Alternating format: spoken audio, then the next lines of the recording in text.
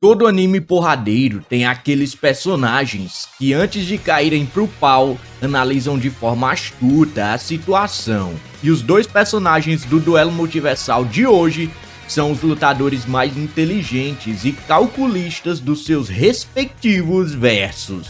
Piccolo Daimao, o filho do Rei Demônio, e Mudi Jamiel, o Cavaleiro de Ouro de Ares. Eu sou o House, essa é a Torre das Bruxas e hoje vamos analisar os poderes e habilidades desses dois personagens para descobrir quem venceria um duelo multiversal. Herdeiro do Rei Demônio, Piccolo pertence à raça dos Namekusendins e é filho do Rei Piccolo. A linhagem dele, o clã dos dragões, são os caras que deram origem às esferas do dragão. E ele nasceu carregando o peso da vingança contra o Goku, que foi o responsável por derrotar o seu pai.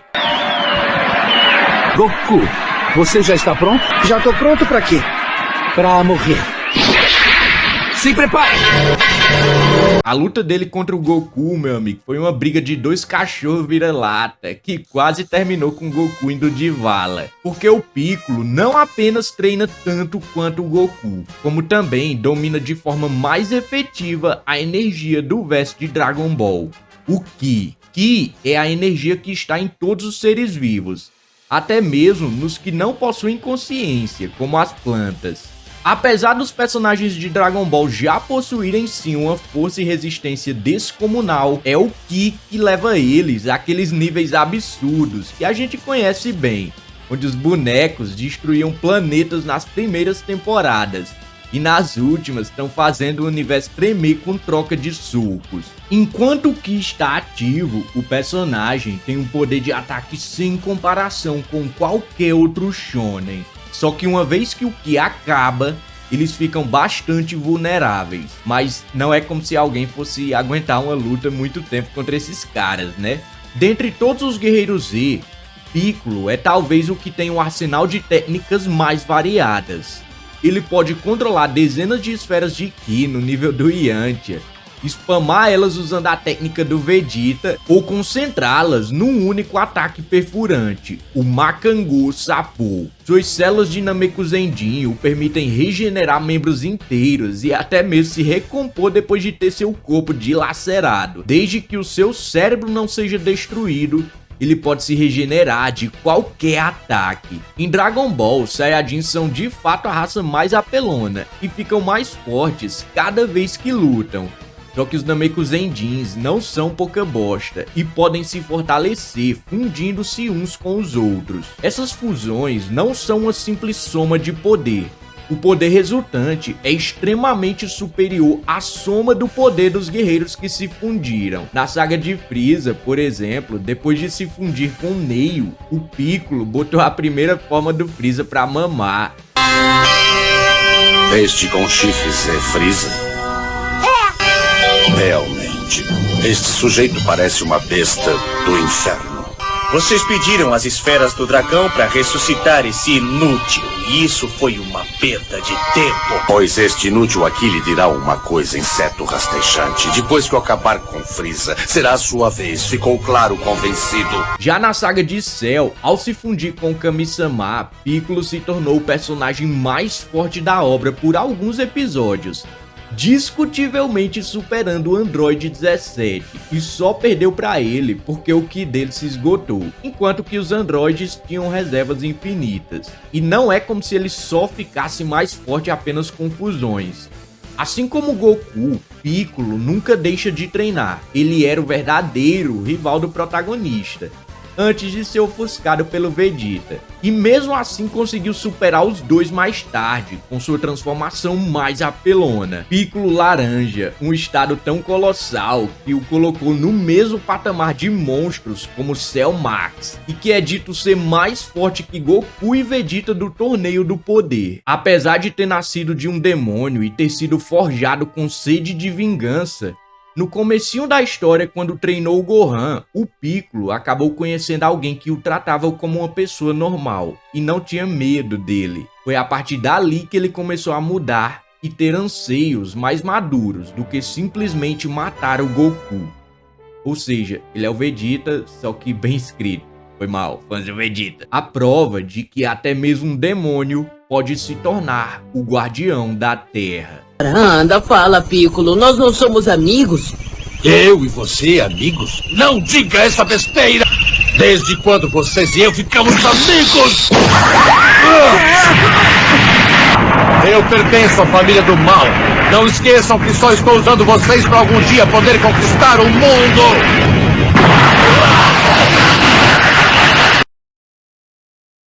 Há muito tempo, quando os deuses ainda reinavam sobre a Terra, o maioral Zeus resolveu vazar e os outros deuses começaram a querer dominar o mundo. Mas existia alguém que estava do nosso lado, e não era o Hércules, tá? Uma época de mitos e lendas, quando os antigos deuses eram fúteis e cruéis e maltratavam a humanidade. Só um homem ousava desafiar o poder deles: Hércules. Na verdade, no mundo de Cavaleiros do Zodíaco, quem ficou do nosso lado foi a deusa da sabedoria, Atena. Atena mandou fazer 88 armaduras e criou uma classe de super soldados, chamados de cavaleiros. Guerreiros que utilizam uma energia chamada Cosmo para lutar. E no topo das 88 constelações está a elite do exército de Atena, os 12 Cavaleiros de Ouro, cada um deles representando um dos signos do zodíaco. São 12 as casas do santuário de Atena,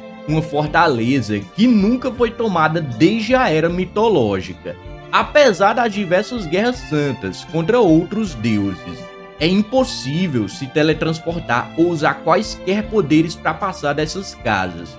Qualquer um que deseja atravessar o santuário não tem outra escolha senão fazer a pé sem usar superpoderes, enfrentando os 12 Cavaleiros de Ouro. E na primeira casa, o cavaleiro que te espera é Mu de Ares. Eu, Mu de Ares, fui encarregado da missão de proteger a casa de Ares contra quaisquer invasores. Não os deixarei passar, nem que isso custe a minha vida.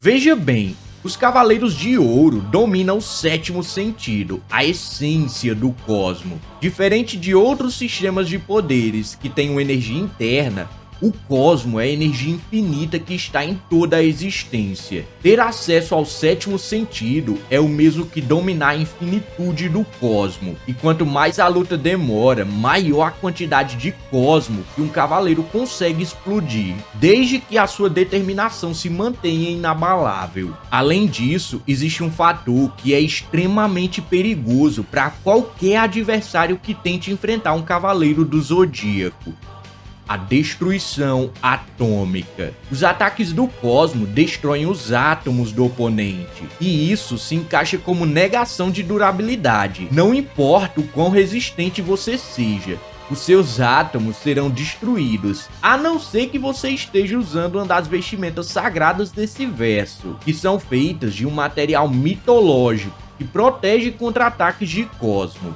E falando em armadura, as armaduras de ouro são as mais poderosas do exército de Atena, as proteções absolutas contra poderes explosivos e físicos, sendo capazes de resistirem até mesmo à exclamação de Atena, um ataque com o poder do Big Bang. Apesar da resistência da armadura não ser necessariamente a resistência do cavaleiro, já que a explosão galáctica já é capaz de deitar cavaleiros de ouro, ela ainda assim mitiga boa parte do dano, e elas possuem até mesmo vontade e cosmo próprio. Além de todos os poderes típicos de um cavaleiro de ouro, o Mu possui os maiores poderes telecinéticos do santuário, sendo capaz de se teletransportar, controlar objetos à distância, criar teias de energia telecinética e até uma barreira que retorna qualquer ataque contra seu oponente.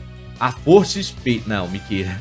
A muralha de cristal. Mas o seu ataque mais poderoso vem do fenômeno que dá origem aos buracos negros do universo. Veja bem, apesar dos haters dizerem que CDZ é feito de hipérboles, o Kurumada estabelece na enciclopédia Taizen um statement bem claro de que a explosão galáctica tem o poder de uma galáxia inteira explodindo. Mu possui um ataque que se chama Extinção Estelar, onde ele lança uma rajada de energia contra o oponente com o poder da explosão de uma estrela, um poder que os bronzes só atingem usando as armas especiais de Libra, que também são colocadas como destruidoras de estrelas. Portanto, meus amigos, lembrem-se que o motivo de Poseidon não enviar um maremoto colossal ou Hades não matar todos os humanos da Terra com o pensamento é porque Atena e seus cavaleiros são a última linha de defesa. E aqueles que tentarem chegar até essa deusa dificilmente passarão da primeira casa, pois teriam que enfrentar a serena face do Carneiro Dourado, Mu de Ares. Como posso permitir que vocês dois, com suas almas imundas, deem sequer um passo na casa de Ares? Vou me encarregar de mandá-los de volta para onde vocês pertencem. Fujam!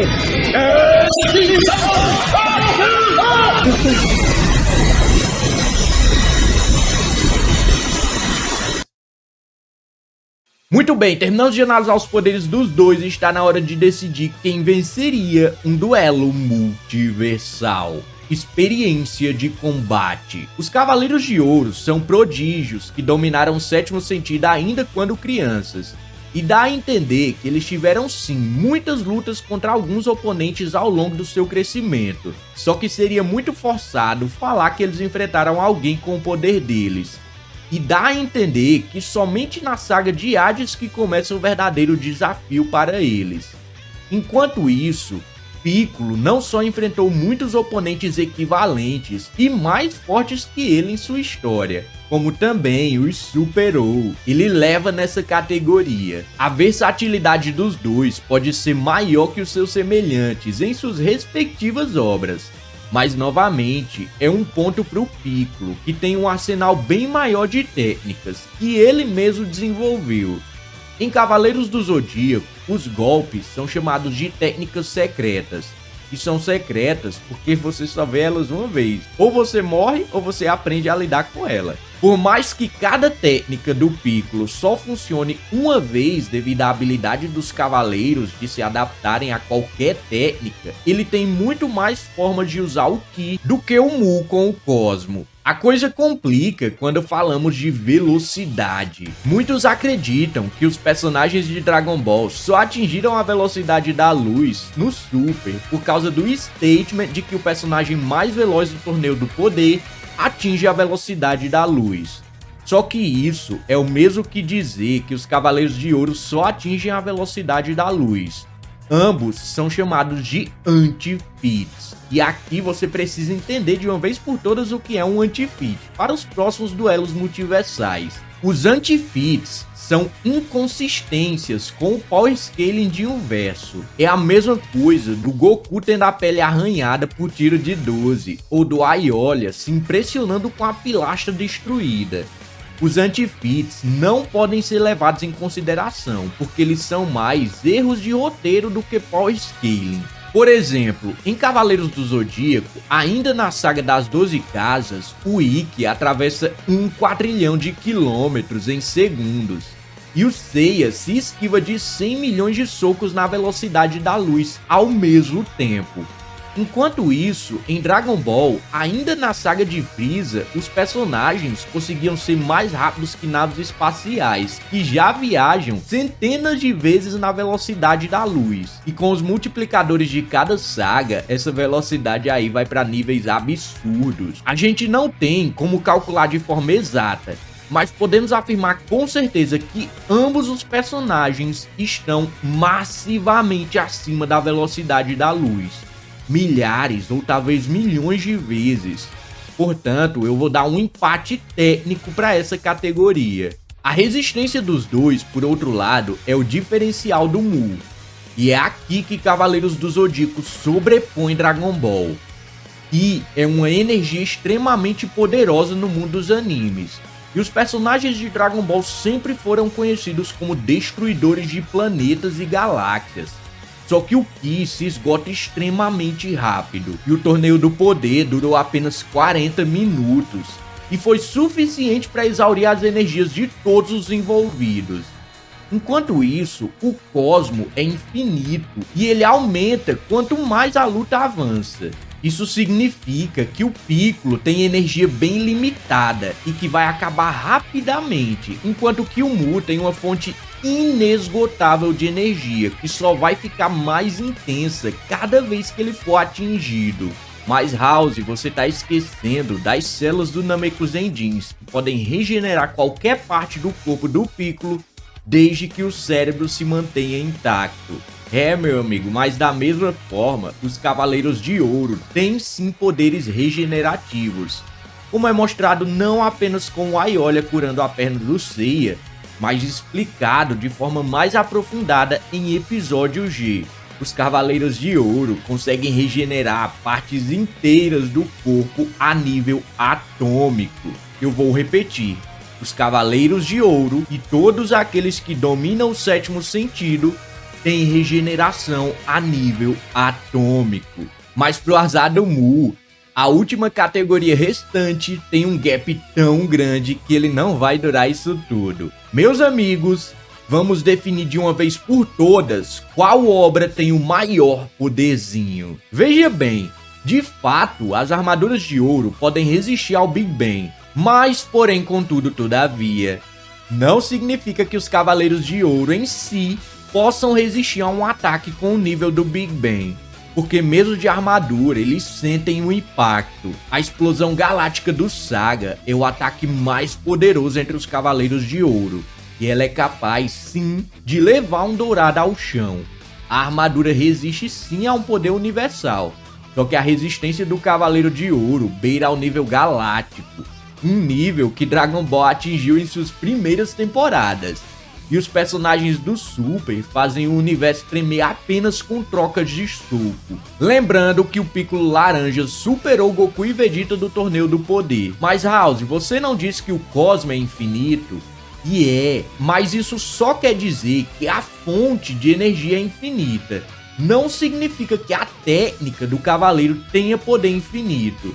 E o statement canônico para isso é justamente o ataque do Saga. Sabemos que o poder do Mu está em algum nível entre destruição de estrela e galáxia, nem mais nem menos, enquanto que o Piccolo já está num nível de ataque low multiverse level. Só que ainda temos duas questões para resolver: a destruição atômica do Cosmo e a muralha de cristal. A muralha de cristal pode sim rebater qualquer ataque, só que ela tem duas fraquezas. A primeira é que se a diferença de poder for muito grande, ela pode ser quebrada, como quando ele enfrentou Radamantes na barreira de Hades, que reduzia seu Cosmo, e é justamente o que está acontecendo aqui. Um gap enorme de poder entre eles. A segunda é que ela tem sim uma fraqueza, um pequeno ponto fraco que é mostrado em Next Dimension, onde ela pode ser quebrada apenas com uma simples pedra. E o Mu tá lutando justamente contra o único guerreiro Zen inteligente o bastante para achar esse ponto fraco ao longo da luta. Sobra a destruição de nível atômico. Como o Piccolo vai resistir a ataques que destroem os átomos e negam a sua durabilidade? E a resposta tá no Ki de destruição de Dragon Ball Super. Em Dragon Ball Super, o Ki da destruição também apaga a existência do oponente e se encaixa como negação de durabilidade. Mas o Ki dos guerreiros, a partir de certo nível, consegue resistir a isso. Portanto, enquanto Piccolo estiver envolvido pelo Ki, ele não vai ter seus átomos destruídos. E com a diferença colossal de poder entre os dois, o Namekusendin tem tudo o que ele precisa para finalizar a luta antes que o seu Ki acabe. Dragon Ball Z e Cavaleiros do Zodíaco sempre foi um debate polêmico no Brasil. E eu vejo que muita gente que não conhece Saint Seiya fica falando bobagens sobre o assunto. Mas para essa batalha em específico, o Cavaleiro de Ouro de Ares cairia diante da diferença da potência de ataque dele com o filho do Rei Demônio. É, meu amigo, não adianta quebrar o controle tentando levantar. O vencedor é Piccolo.